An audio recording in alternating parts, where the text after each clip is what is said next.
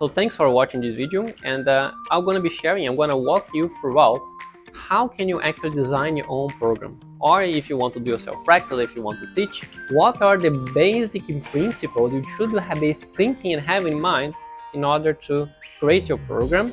And in the end of the video, I'm gonna making a series with you adopting those principles. So stay until the end so you can actually see what are the principles are, how to understand them, and how actually put in practical adaptability to create a practical series together. So let's go. Today we're going to be talking about three principles, which will be how to handle my spine and importance of my spine in the context of yoga. And we're going to be defining what is yoga. How can we taking a journey in which we can optimize, taking consideration how we actually developed our imprint or developed the mind conditions which brings the disturbances, and some specificities about certain categories of postures and how can we take that in consideration if you want to making an optimal way of our practice. So those three principles, and we're going to be we're going to be defining what is yoga. So yoga, we can see many angles, but we can see also from the angle of the mind which is not disturbed. So let's say if I'm tense of worry, or if I'm too much in the thinking process, or if I'm here now talking to you and I'm recalling something that has happened 1 hour ago, that I have a quarrel or dispute with someone, all those things means that my mind is not in presence, it's disturbed. And yoga is exactly what to have the mind disturbed, is a mind which is in presence. So now, taking this as a frame, how can we actually now understand those three principles we said about? And we're going to be starting with how to handle the spine. And if you see the importance of spine in the evolutionary process, and they're also going to be using this frame of evolution because in a way yoga is about evolution. It's from having an unconscious way of living to having a conscious way of living, or a mind in which can reflect a conscious way of establishing a harmony with the present moment. So if you see, like, humans have evolved, if you just take like a very easy way of understanding, from monkeys. And monkeys had like a round spine. And as evolution started to happen, what happens was the spine became more straight.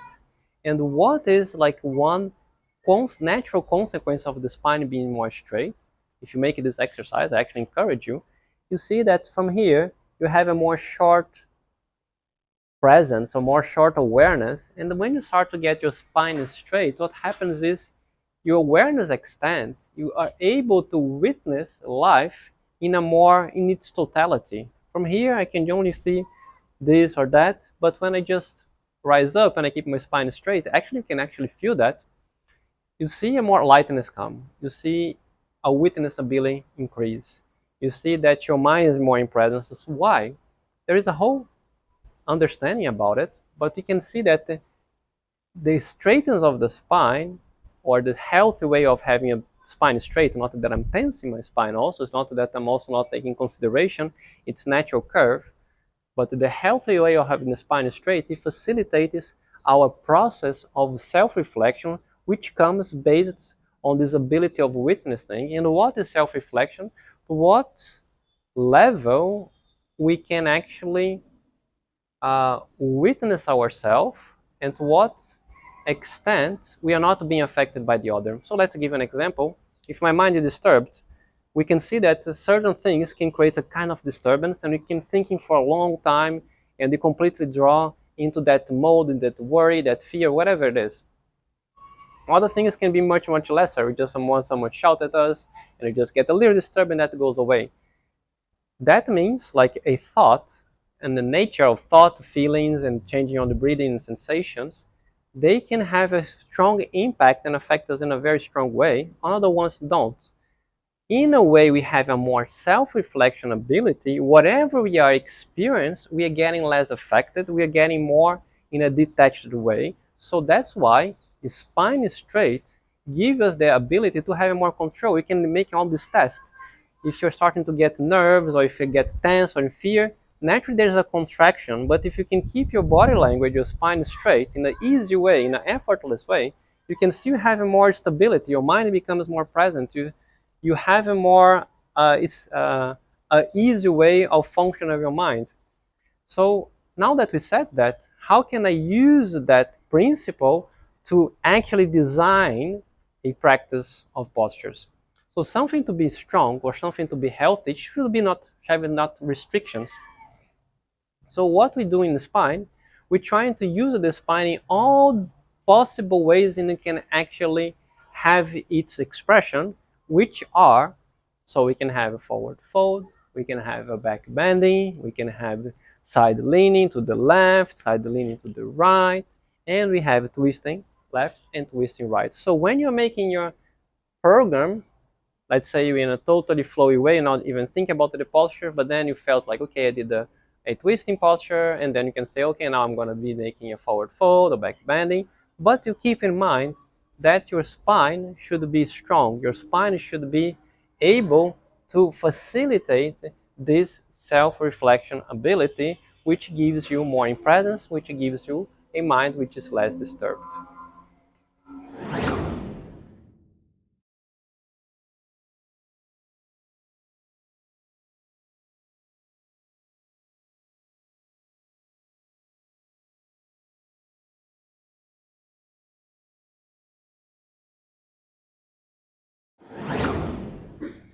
And the second point that we're going to be discussing now about like building the series, it will be like the mind gets disturbed because it has some imprints in which has been accumulated due to our past experience. So let's say, for instance, let's see, I have gotten like a fear of fire because I was cooking and then I got burned. So now if I see fire, it's possible, depends how I relate to that experience, that I'm gonna have some fear, some reaction, because that past experience now is reflected in my unconscious. So in the same way, the whole conditions of the mind has been created throughout the whole life journey. So if I wanted to make it like a efficient way in which I can solve that, if I can put myself in those situations, so let's say I have fear of fire, and then I get a trauma, but now I just see the fire, and come close to the fire, and then I see it, and then automatically those things start to get dissolved. So in my asana practice, can I adopt this concept that I have made in a journey in my life? In that journey, I accumulate imprints, which create a disturbance in my mind. Can I now go to that same place and solve that? And that might seem like kind of crazy. How can I relate to that to my designing of my program? So if you see yoga, it's not talking about only the life journey, but the whole evolutionary process of the soul.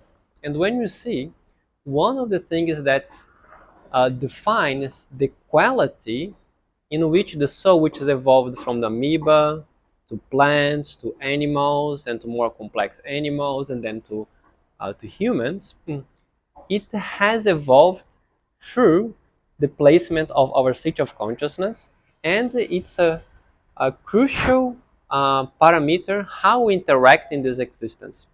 So if you see, in the practice of postures, we can do standing postures. Now imagine how a animal like a cobra experiences life. It experiences life when its seat of consciousness is on the ground, like this. So it has a different way of interaction. So if we can, when making our practice, adopt postures that are standing postures, sitting postures, lying postures with our back touching the ground, which supine postures, and postures with the belly touching the ground, which are prone prone postures, then we starting to use that knowledge that the seat of consciousness is placed in different positions. And then when you are bringing those qualities of stiram sukham, the easiness, this extended state of awareness, we are expressing the conscious, which automatically starts to dissolve those past imprints. So that's how can we actually optimize and take in consideration our journey.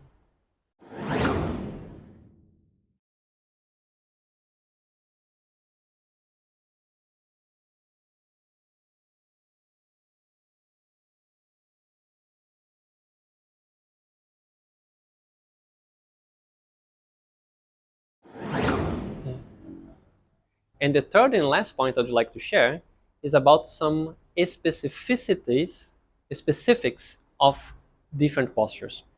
Because if you see, we have postures that we can call balance postures, which are postures that they challenge our balance. So let's say if I'm standing now in two legs, I can do a tree posture and it's going to be standing with one leg.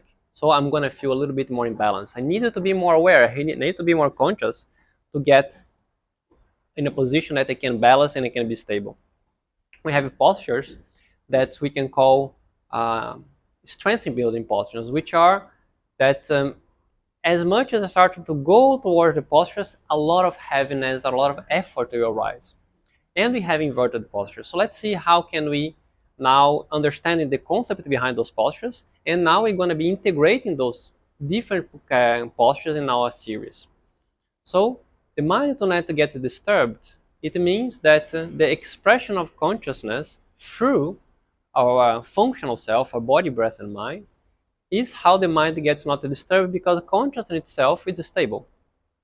So in balanced posture, I'm bringing a balance which is not a condensed, restricted balance. We can see that in the video what it means to be expressive balance, but that postures that are balanced, they facilitate that self-awareness, that self-reflection, because you need to be aware, you need to be conscious. So that's why we use normally I would say like two postures, balanced postures, and heavy postures, that is strength building postures, because they're going to bring a lot of intensity. And in life, many times like this, we do not choose some situations, and some people might be screaming at us, or someone, if we're in Brazil as I am, there might be situations that there's violence and robbery. We don't know what might happen. So can we actually learn how to deal when there is some intensity arise? And we have inverted postures, which are postures that making a completely reverse way in which our physiological system works. Because how our physiological system works, we have the heart that pumps the blood all the way up to the head.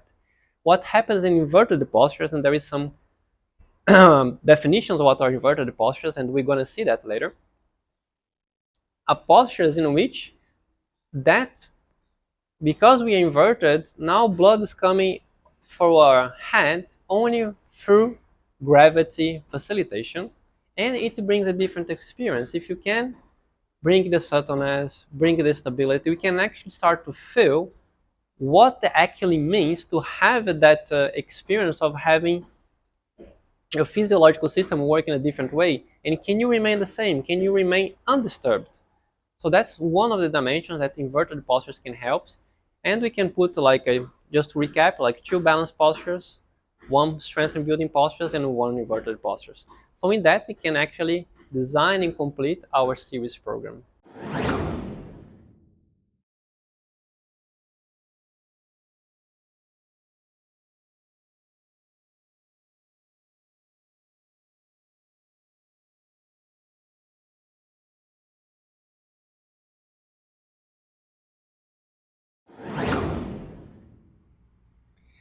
So now we're gonna see together a series in which we can integrate and adopt all the principles we have been sharing together. And for the first posture, that's gonna be Trikonasana.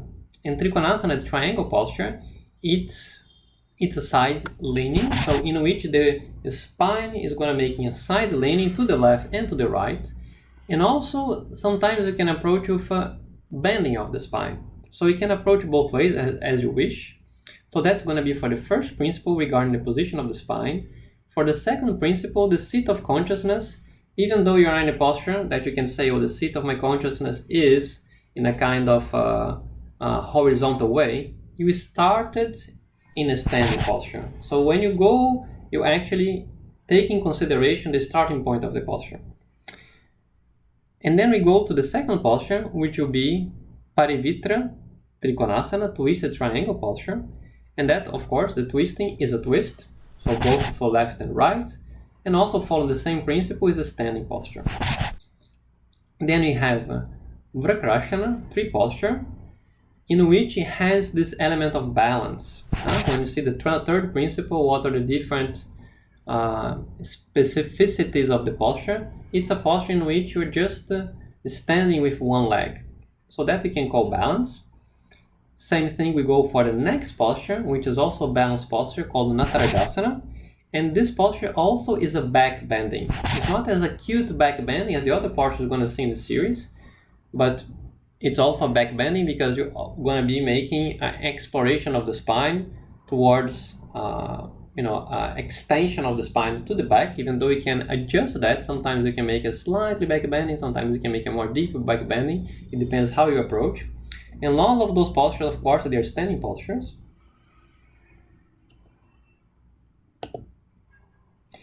And the next posture, it's a strength building posture, which is Bakasana. So in Bakasana, you're going to be placing the hands on the ground and then starting to shift your weight to the hands, so releasing the feet and just balance on your hands. And what is this concept of strength building postures? So it's a posture that at a certain point, it will create a lot of heaviness, a lot of struggle, a lot of you'll be needing more strength, as the name says, strength and building posture.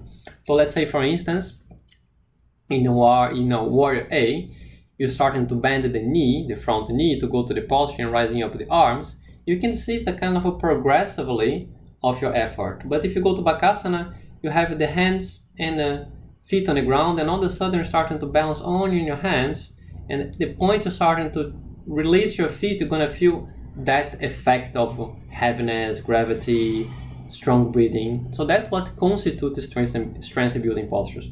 Of course, it really depends on the person. For some people that are more advanced, are doing this posture for a long time, it might not be the case. So you can actually adjust by knowing this concept. Then you can say, okay, instead of making a Bakasana, I can put Titibhasana. So it's really about what is for you and where you are in your journey.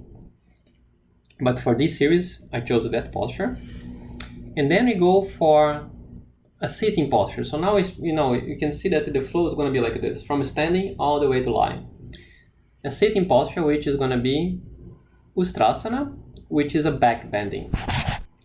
And we're going to be following up with a forward fold, which is Ubhaya Padangusthasana. So this picture is not so representative because actually the hand should be holding the toes. So in this posture you cannot see that. It's more as a Purnanavasana, but let's say it's Ubhaya Padangusthasana. If you want to do Purnanavasana, the both is also fine. Also a sitting posture. So you can see now we make this transition for 5 standing postures, now 2 sitting postures, and now we're going towards lying postures, starting with a lying prone, which is going to be also a back bending, which is Dhanurasana. And we're going to be wrapping up with Sarvangasana, which is an inverted posture. So when we see, we be integrating the whole elements. So we're starting with, if you see this principle number 1, we have side leaning, we have twisting, we have back bending, we have forward fold, and then repetition of the different possibilities of the spine. When you go to the principle number 2, we have standing postures in the beginning, then we have sitting postures, lying prone, lying supine.